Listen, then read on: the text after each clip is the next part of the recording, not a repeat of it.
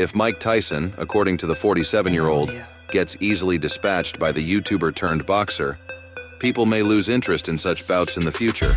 Paul vs. Tyson has aired, prefacing its November 15th live coverage of Jake Paul's boxing match with Mike Tyson. It's a contest that has divided opinion not only in boxing circles, but also in the public forum. Iron Mike, once the self-styled baddest man in boxing, is now 58, while Paul, the world-famous YouTuber and latter-day boxer, is 27. The two men clash at the AT&T Stadium in Arlington, Texas, after the fight's original date of July 20th was called off when Tyson suffered a health scare and needed medical attention on a flight from Miami to Los Angeles. In the ethereal world of social media, it's a fight that means something. Jake Paul, who calls himself the problem child, has forged a 10-year career out of being obnoxious on various platforms, but mostly Vine, YouTube, and TikTok. At 17, he was preaching to more than 10 million subscribers before Jake Paul crossed over to the lucrative world of the UFC and professional boxing, where he's had a short string of hotly publicized low-level bouts. Tyson's last professional contest was more than 20 years ago, a loss to journeyman Kevin McBride, which owed more to Tyson's physical deterioration then than to his opponent's punches. There are concerns over Mike Tyson's age and health for fighting Jake Paul. It is Tyson's age and health that are the event's principal bone of contention. Professional boxers are generally finished in their late 30s, and even an aberration like George Foreman, who captured a heavyweight world title in 1994 at age 45, was done 3 years later. Paul vs. Tyson largely sidesteps the issue, preferring Rocky-style footage of Tyson bashing padded-up coaches in heavy bags, looking fit and fabulous against a static opponent that doesn't hit back. Supporters of the contest point to Tyson's exhibition bout 4 years ago with Roy Jones Jr., when the two legends tiptoed through 10 rounds of insipid action as proof that Iron Mike is up to the Paul bout. They ignore, of course, the sciatica that saw him wheelchair-bound after the Miami episode, which he admits flares up from time to time, or the ulcers he suffers from, or the general physical dissipation that accompanies mid-old age. The Paul Tyson fight is not an exhibition, and real punches will be thrown. As commentator Jim Lampley once said, the boxing ring is the wrong place to get old. Jake Paul's boxing career is already controversial, and this makes it worth it to him. Jake Paul, of course, is not focused on Mike Tyson's well-being. There's serious money to be made and millions of eyeballs to beguile. Paul's boxing career is as ephemeral as his online presence, and as much as he talks up the fight and countdown, Paul vs. Tyson. When I knock him out, I'll be the new face of boxing. His exploits in the ring to date have been largely ridiculed by boxing aficionados, says former world champion Carl Froch. I don't really take Jake Paul seriously. He can't box. If you put him in with a professional, it would be a mismatch. Paul vs. Tyson conveniently ignores Paul's single contest against a real boxer, fellow novice and social media star Tommy Fury, whose own professional credentials owe more to the genes he shares with former world heavyweight champion Tyson Fury than to his ability in the ring. Nevertheless, Paul lost that fight. His 10 wins have come against other YouTubers, NBA and NFL stars, and aging MMA fighters. Without a single meaningful success as a professional boxer, Jake Paul has leveraged his social media presence to become one of the sport's most talked about commodities. Now question is that, will Paul vs. Tyson be a legitimate boxing fight?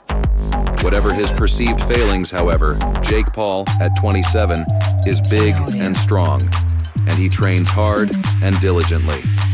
Mike Tyson is 58. He was a diminished boxer at 38, and nothing in the intervening 20 years will have reversed that.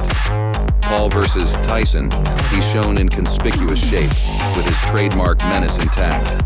He growls out his tired old slogans to the media hounds that surround the event. My intentions are serious. I want to hurt him. I'm an animal. And has dutifully squared up to the frenzied Paul at the press conferences and events that typically surround major prize fights. Eddie Hearn, promoter and one of boxing's most influential figures, has roundly criticized the bout, telling anyone that thinks that Tyson should be in the ring right now either doesn't have his best interest at heart or is an idiot. It should be noted that Hearn has no financial stake in the fight. Paul and Tyson are set to share around $60 million from the scuffle, but that will mean little to the aging Tyson should he get hurt, and Paul's fistic credentials will not be enhanced by one fight. Paul versus Tyson. Paul says, "When I beat Mike Tyson, people won't give me my credit. It won't change anything." He's right, of course, and neither should it. Jake Paul could very well say goodbye to his boxing endeavor when he steps inside the squared circle with the ferocious Mike Tyson. Or will he? Just days before the fight, concerns started to grow among fans and pundits of combat sports, leading them to question the lack of training footage from Iron Mike's camp. For UFC veteran Chael Sonnen, he believes there's something wrong with Tyson. He's not even working out. Controversy strikes Mike Tyson's training camp for Jake Paul again. Well, Mike Tyson isn't staying as low profile as some would assume because he has shared some snippets from his training for the boxing return on Netflix. But those videos have also raised questions among fans because they only showed Iron Mike hitting the pads and doing some cardio workouts. However, Chael Sonnen isn't convinced, and he believes that Tyson doesn't even have a team to train with, given that he's got just over a week's time for the Jake Paul clash. Before the fight was rescheduled, videos of Mike Tyson training with his coach, Rafael Cordero, were a routine affair. In fact, Cordero held his head high when he proclaimed, "Mike is going to step in the ring as the old Mike Tyson. First round KO." This is unlike now when Chael Sonnen feels completely disillusioned. With the anticipation for the rescheduled November 15th fight higher than ever, Sonnen believes Netflix has done a pretty good job promoting it so far. But it could be better. This fight is turning into something. I'm only offering to you what could have made it better. A really important ingredient. We either hear from training partners or we don't. Taking the example of the UFC and how every fight has something at stake, the former MMA fighter continued, "One of them, and it's one problem that Dana White has never had, is that the match is exciting. The number one rule is that you've got to go out and try to win. These athletes are here to perform and entertain, but you'll never hear that with a boxing promoter." When the fight was initially announced, most fans weren't too convinced about it being a real bout, considering the big paycheck to go along with it. But once Netflix announced that it would be a professional fight, as Sonnen suggested, the fight started turning into something. But what may end up hurting Netflix is the silence from Tyson's side. If Mike Tyson, who doesn't have a single trainer speaking to the media, says, "I'm working with him," he does not have a single workout partner and does not have a gym that has set times. The way that we understand, he's not even working out with a team. He's got a studio that's got a heavy bag. I could have that wrong. I am telling you, to our understanding, because nobody's spoken up. Furthermore, Sonnen also issued a warning to the promoters, who often look past these kinds of problems. If Mike Tyson, according to the 47-year-old, gets easily dispatched by the YouTuber turned boxer, people may lose interest in such bouts in the future. If Tyson goes out there and he gets mauled by Jake, you're going to have a whole bunch of fans that are very pissed off the next time you try to pull a caper, Sonnen added. According to him, it's better to set expectations rather than go into the fight expecting something great, and possibly not getting it. If you show us that he's training, and by the way, if he doesn't look good, you're much better off. We will predict that he's going to get stomped. We'll cross our fingers and hope he doesn't. We will tune in either way, but we won't leave angry.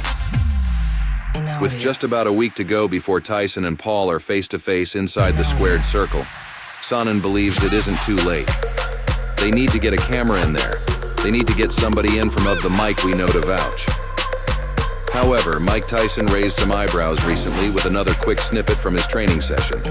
He amazed fans with his intensity and, most of all, his insane punching power.